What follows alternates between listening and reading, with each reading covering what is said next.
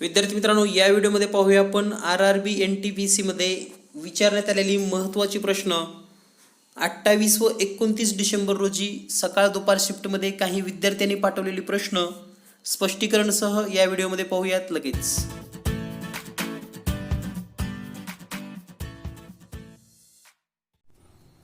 विद्यार्थी मित्रांनो, रेल्वे भरती परीक्षा चालू झालेली आहे आणि NTPCचे जे काही पेपर्स येत आहेत त्याचबरोबर रेल्वे भरतीचे 2 दिवसामध्ये झालेल्या पेपरमधील काही 7-8 प्रश्न जे मला मिळालेले आहेत त्याची सर्व स्पष्टीकरण आपण या ठिकाणी पाहणार आहोत. जर तुम्ही परीक्षा देत असाल किंवा तुम्हाला जर रेल्वे भरतीचे गणित आणि बुद्धिमत्तेच्या प्रश्नांचं स्पष्टीकरण हवं असेल जे की प्रश्न पेपरमध्ये आलेले आहेत, तर पेपरमधील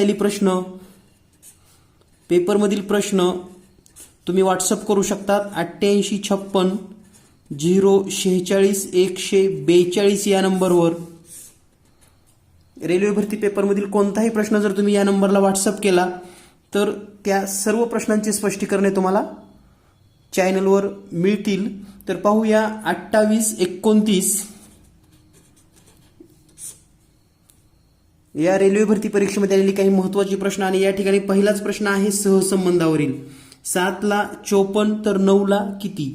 आणि यासारखीच प्रश्न सर्व पेपरमध्ये सेट केलेले असतात, म्हणजेच या धर्तीवरच किंवा हाच एक सहसंबंध जोडून सुद्धा प्रश्न तुम्हाला परीक्षेमध्ये येऊ शकतो. तर थोडं जर निरीक्षण केलं, 7 ला 54 तर 9 ला किती? तर या ठिकाणी अतिशय सिंपल थीम अशी वापरलेली आहे. 7 चा वर्ग 49 प्लस 5 म्हणजेच 49 आणि 5 54. त्याच पद्धतीने 9 चा वर्ग, या ठिकाणी 9 चा वर्ग करूया आपण. 9 चा वर्ग 81 आणि 81 मध्ये 5 मिळवल्यानंतर उत्तर येईल 86. म्हणजेच या प्रश्नाचं उत्तर असेल 86. तर हे प्रश्न विद्यार्थ्यांनी पाठवलेलीच आहेत. त्यांच्या लक्षात जेवढी प्रश्न आहेत तेवढी प्रश्न माझ्यापर्यंत पोहोचलेले आहेत आणि त्याच प्रश्नांचं आपण या ठिकाणी स्पष्टीकरण पाहणार आहोत. यानंतर पाहूया आपण पुढील प्रश्न. जर प्रश्न पाठवल्यावर तुम्हाला तुमचं नाव सांगायचं असेल तरी तुमचं नाव सांगितलं तर आपण पेपरमध्ये डिक्लेअर करूया किंवा व्हिडिओ आपण बनवत असताना तुमचं नाव सुद्धा जाहीर केलं जाईल. त्यामुळे तुमच्या नावानिशी जरी प्रश्न पाठवले तरी चालतील. यानंतर पाहूया आपण पुढील प्रश्न. पुढचा प्रश्न आहे ABCD म्हणजे 7 तर KRA म्हणजे किती? तर पहा, थोडं जर तुम्ही निरीक्षण केलात तर ABD म्हणजे 7 आहे. तर हे 7 कसा आला असेल तर A चा अल्फाबेट नंबर आहे 1, B चा 2 आणि D चा 4. या तिन्हीची जर बेरीज केली तर ही बेरीज येते 7. त्याच पद्धतीने अगदी KRA यामध्ये K चा अनुक्रमांक 12, R आहे 18 आणि A1 या सर्वांची बेरीज करूया. ही बेरीज येईल 31 म्हणजेच 31. म्हणजे सहज आणि सोप्या पद्धतीने तुम्ही ह्या सर्व गोष्टी शिकू शकतात. आणि यासारखे प्रश्न तुम्हाला येणार आहेत. याचाच अर्थ की तुम्हाला A to Z सर्व अक्षरांचे अनुक्रमांक लक्षात ठेवणं गरजेचं आहे. आणि हे जर लक्षात राहत नसतील तर गेल्या गेल्या तुम्ही परीक्षेमध्ये पेपरवर हे लिहून ठेवू शकतात, जेणेकरून तुमचा वेळ वाचेल. यानंतर पाहूया आपण पुढील प्रश्न. यानंतर पुढील प्रश्न आहे 8, 24, 12 प्रश्नचिन्ह 18 आणि 54.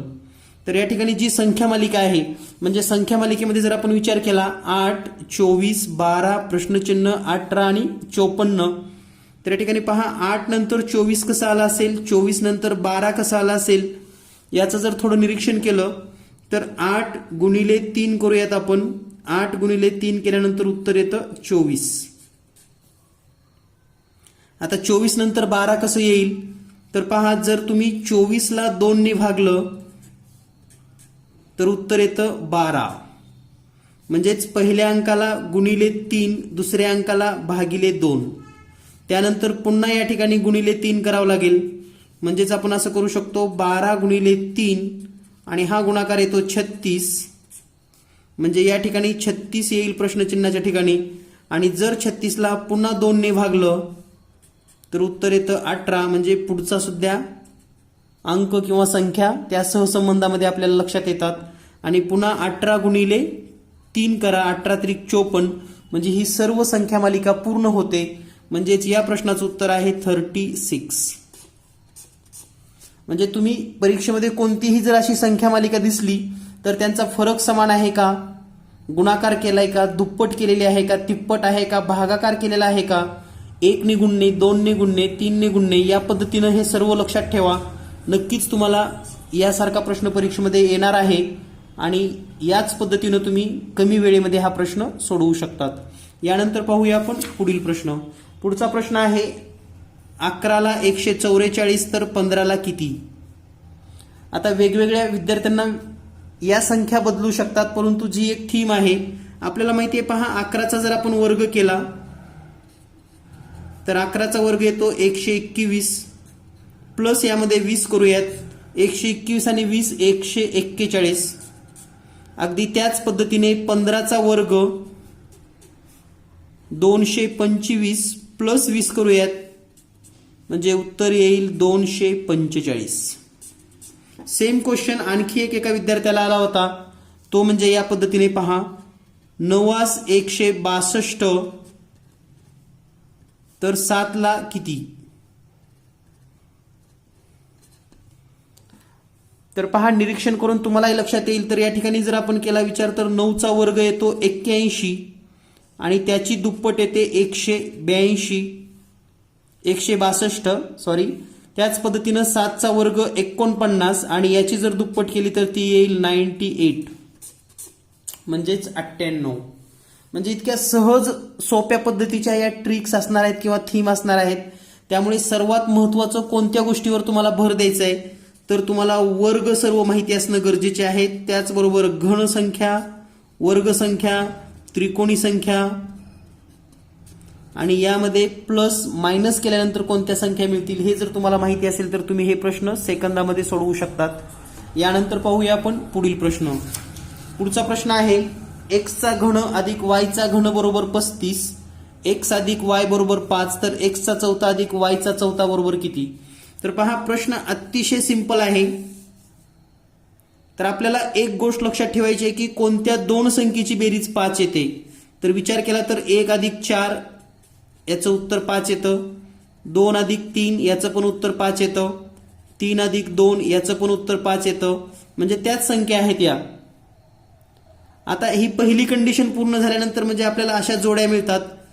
तर दुसरी कंडिशन आहे त्यांचे घन केल्यानंतर 35 यायला पाहिजे.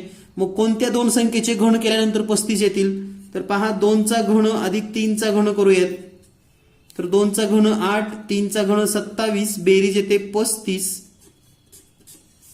याचाच अर्थ या ठिकाणी x बरोबर जर 2 असेल तर y बरोबर 3 असेल. x ची किंमत किती येईल 2 आणि y ची किंमत किती येईल 3. आता आपल्याला विचारलंय काय पहा या ठिकाणी, x चा चौथा अधिक y चा चौथा.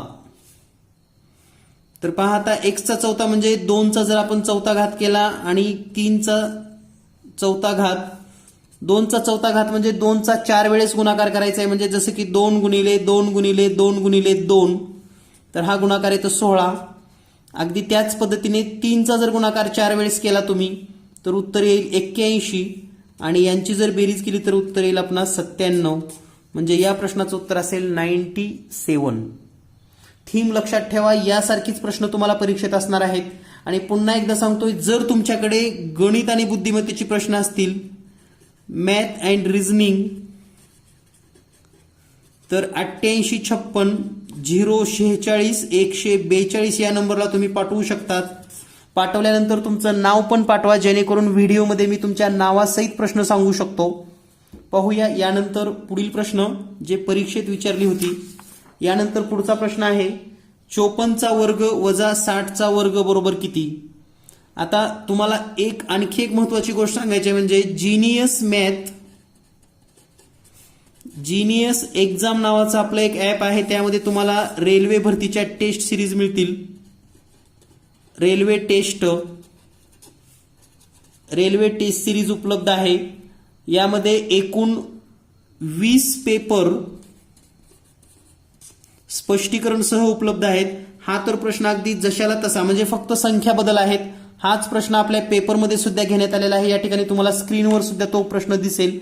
स्पष्टीकरण सह 20 पेपरची जर तुम्हाला टेस्ट सिरीज लावायची असेल तर आजच जीनियस एक्झाम हे ऍप डाउनलोड करू शकतात आणि जास्तीत जास्त गणितांचा स्पष्टीकरणसह सराव करू शकतात. तर पाहूया आता हा प्रश्न कसा सोडवायचा. तर या ठिकाणी वर्ग करायला आपल्याला भरपूर वेळ लागणार आहे, म्हणून या ठिकाणी आपण असं करू शकतो. आपल्याला एक सूत्र माहिती आहे पहा, a चा वर्ग वजा b चा वर्ग म्हणजेच a अधिक b एका कंसामध्ये, दुसऱ्या कंसामध्ये a वजा b. त्याच पद्धतीने या ठिकाणी आपण हे सोडवूयात. 54 अधिक 60 एका कंसामध्ये आणि दुसऱ्या कंसामध्ये 54 वजा 60 यांची जर बेरीज केली तर या ठिकाणी पहा बेरीज किती येते. 54 आणि 60 114 गुणिले 54 वजा 60 म्हणजेच या ठिकाणी वजा 6 आणि हा जर गुणाकार केला तर वजा 6 गुणिले 4 म्हणजे 6 चोक 24 ला 4 हातचे 2 6 1 6 आणि 2 8 6 1 6 आणि वजा आहे म्हणून या ठिकाणी वजा चिन्ह म्हणजे उत्तर येईल वजा 684. सेम प्रश्न तुम्हाला या ठिकाणी स्क्रीनवर दिसत आहे. हा आपल्या टेस्ट सिरीज मधील प्रश्न आहे. असे अनेक प्रश्न वेगवेगळ्या पेपरमध्ये आहेत. वेळ कमी असल्यामुळे ते प्रश्न आपण या ठिकाणी दाखवू शकत नाहीत, परंतु 20 पेपर म्हणजे 2000 प्रश्न आणि 2000 प्रश्नामध्ये जवळपास 1200 प्रश्न हे फक्त गणित बुद्धिमत्तेचे असणार आहेत. म्हणजे 1200 प्रश्नांचे जर तुम्ही स्पष्टीकरण पाहिलात तर तुम्हाला रेल्वे भरतीचा कोणताही प्रश्न अगदी सहज सोप्या पद्धतीने सोडवता येऊ शकतो. तर टेस्ट सिरीज जॉईन करण्यासाठी जीनियस एक्झाम हे ॲप आपण डाउनलोड सुद्धा करू शकतात. यानंतर पाहूया आपण पुढील प्रश्न. पुढचा प्रश्न आहे 28 65 126 217 आणि पुढे काय. अगदी सोपा प्रश्न आहे, तुम्हाला आलाही असेल. तर या प्रश्नाचं उत्तर असं आहे पहा, 28 म्हणजेच 27 अधिक 1. तर हे 27 काय आहे, 3 चा घन. त्यानंतर 65 म्हणजे 64 अधिक 1. 64 आहे 4 चा घन म्हणजेच 3 चा घन अधिक 1 4 चा घन अधिक 1. पुढे येईल 5 चा घन अधिक 1 म्हणजे 125 आणि 1 26. 6 चा घन अधिक 1 आणि त्यानंतर असेल आता प्रश्नचिन्हाच्या ठिकाणी असेल 7 चा घन अधिक 1. 7 चा घन येतो 343 प्लस 1 म्हणजेच 344. यानंतर पाहूया आपण पुढील प्रश्न. पुढील प्रश्न आहे 8 वस्तूची विक्री किंमत 6 वस्तूच्या खरेदी किमती इतकी असेल तर शेकडा नफा किंवा तोटा किती. तर पहा 8 वस्तूची विक्री किंमत 6 वस्तूच्या खरेदी किमती इतकी. याला ट्रिक आहे, परंतु ट्रिक मध्ये कधी कधी आपण फसतो की तोटा होतो का नफा होतो. तर या ठिकाणी सोडवायची अतिशय सोपी पद्धत अशी आहे, 6 व 8 या दोन्हीच्या पाड्यातील कोणतीही एक संख्या शोधा. जसं 6 आणि 8च्या पाड्यामध्ये 24 येतं किंवा याला एलसीएम सुद्धा असं म्हणतो. तर या ठिकाणी वस्तूची किंमत 24 रुपये असं समजूयात आपण. तर पहा आता 8 वस्तूची खरेदी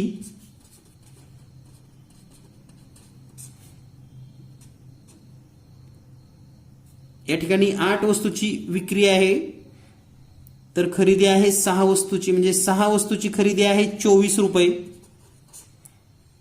24 काय घेतले तर 6 आणि 8च्या पाड्यातला आहे म्हणून. तर एक वस्तूची खरेदी किती असेल मग, एक वस्तूची खरेदी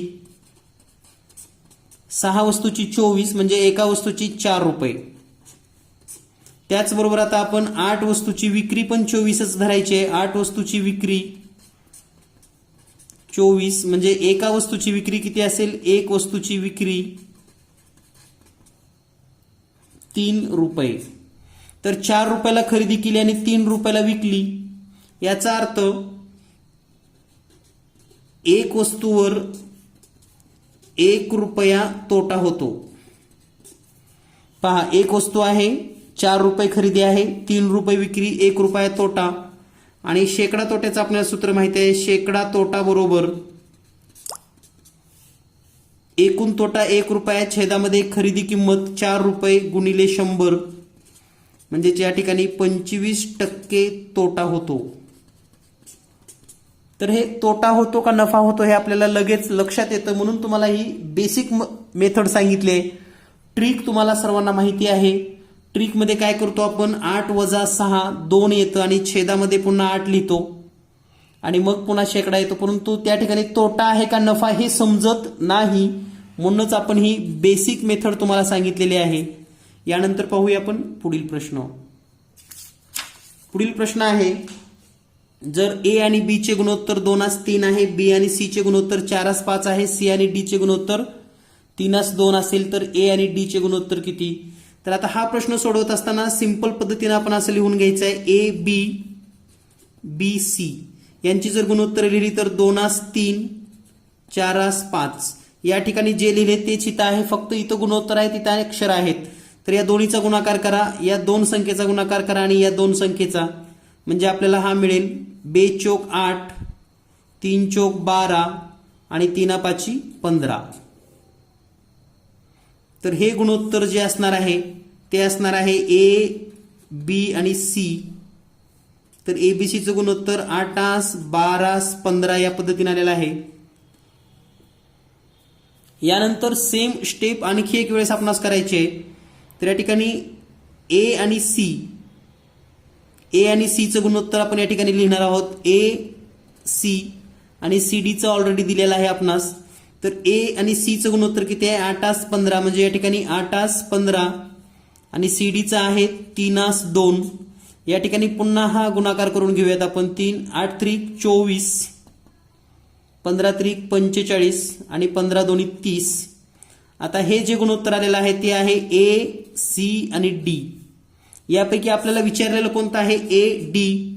तर ए आणि डी आपण बाजूला घेऊयात थोडं. ए आणि डी, तर ए 24 आहे आणि डी आहे 30. तर या ठिकाणी 24/30 हे जर आपण गुणोत्तर शोधलं तर 6 चोक 24, 6 पंचे 30, म्हणजे उत्तर येईल 4/5 आणि म्हणून ए आणि डी चं गुणोत्तर येणार आहे 4:5. तर अगदी सिंपल मेथड आहे, फक्त एक स्टेप या ठिकाणी वाढते. ही जी प्रक्रिया आहे ही आपल्याला या ठिकाणी डबल करावी लागते. तर या पद्धतीने तुम्ही हे प्रश्न सोडवू शकतात. यासारखी प्रश्न जर तुम्हाला मिळाली तर व्हॉट्सअप करायला विसरू नका. पुन्हा एकदा व्हॉट्सअप नंबर सांगतो, 8856 046 142. रेल्वे भरतीमध्ये आलेला कोणताही प्रश्न लवकरात लवकर तुम्ही व्हॉट्सअप करा. त्याचं प्रत्येक प्रश्नाचं स्पष्टीकरण तुम्हाला युट्यूबवर नक्की दिलं जाईल. भेटूया लवकरच पुढील येणाऱ्या प्रश्नासह. धन्यवाद. Thank you very much.